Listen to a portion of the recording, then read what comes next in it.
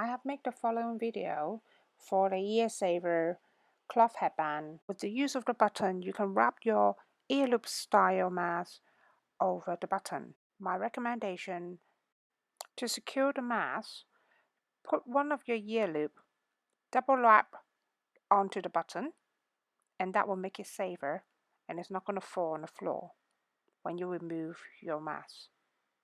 But yeah, either end you need to have a button attached to it and elastic at the back.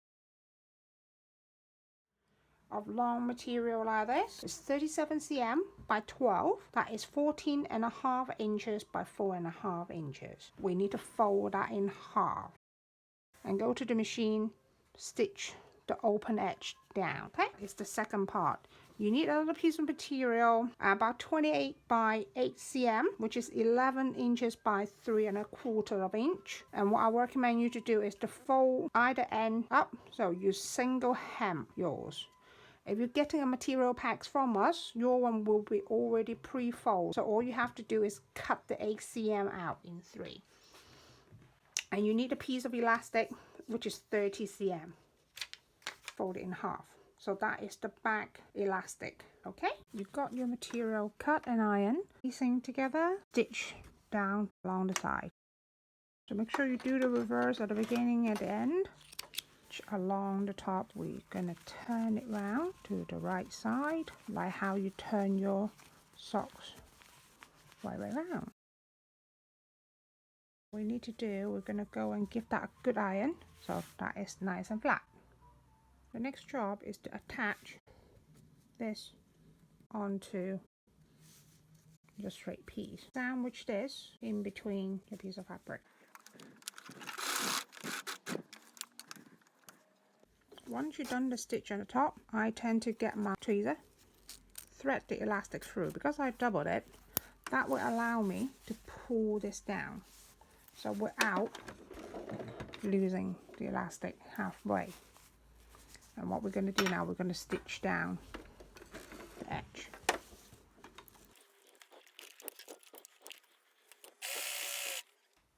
And this is how elastic works. So once you've done, start gathering. And what I've got here, if I just continue pulling it,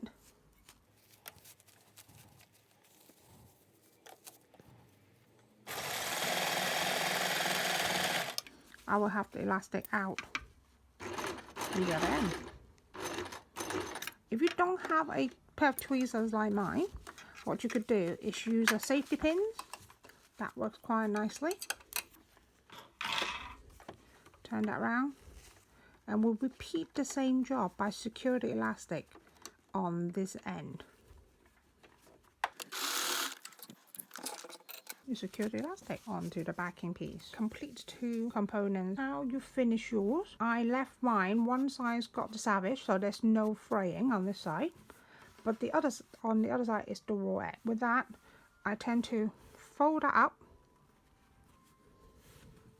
sandwich your elastic in between, and then fold this down. That will provide you with a nice knit finish. To the machine, you could actually do just one end first, like that. Fold this in as much as you think you need it. Bring that down. So once you've got your needles secure, then you can fold the second part. You're going to find that makes it much easier of a maneuver. If your elastic prevents you to move any further, just move your needles, help it a little, and that should do the trick. Now turn the whole piece round. That will give you a better, smoother sewing experience. You can see it's where the elastic prevents you to move forward and backwards. So this is where you need to help it a little. If you need to change your angle a little, and that's it.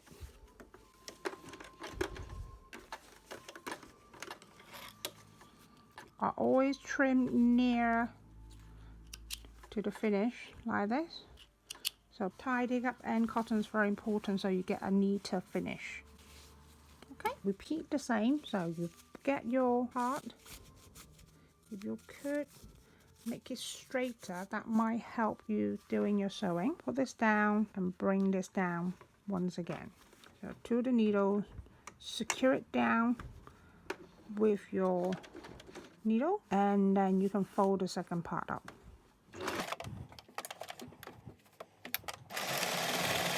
Job done. So there's two parts. One is the printed one and one is the plain. It's just because we mass produce them, I try to make things go a little bit further, so I use the plain fabric at the back and print it at the front.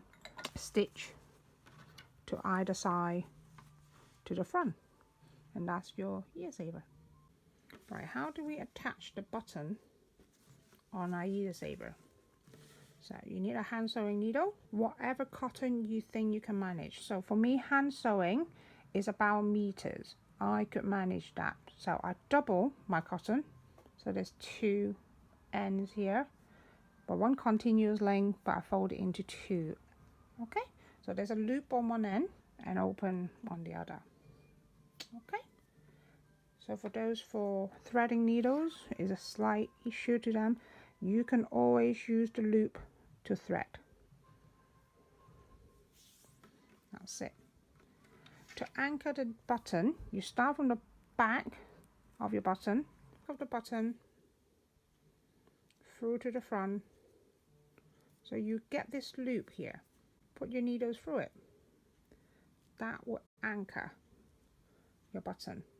So that makes it much easier for you to position onto the band. Once you've done that, through from the back to the front to the material. I do that twice. Each hole will get 2 stitches. That is the end result. I'm using the cross. You can do the parallel or even make a square if you have the time. Once you've done that, you wind your cotton over your button about 6 times. So that will create a bit of a shank. Do the final loop, but run your needles through it. This will offer you a knot. You will notice my other ends of the needles is the 2 split ends. This is called a cross stitcher cast on. So you have an open end of cotton. Often when we sew on buttons, sometimes you're kind of having moment like this. Oops. So the reason why I do that, then you can actually, if you've already gone through the fabric, then you can actually unpick this and rethread your needles without too much of a trouble, so you don't have to do the whole process again. To cast off, I run my needle through the material. Thread hidden in between the layers, and then cut off. This is how I sew on my buttons. Thanks for watching.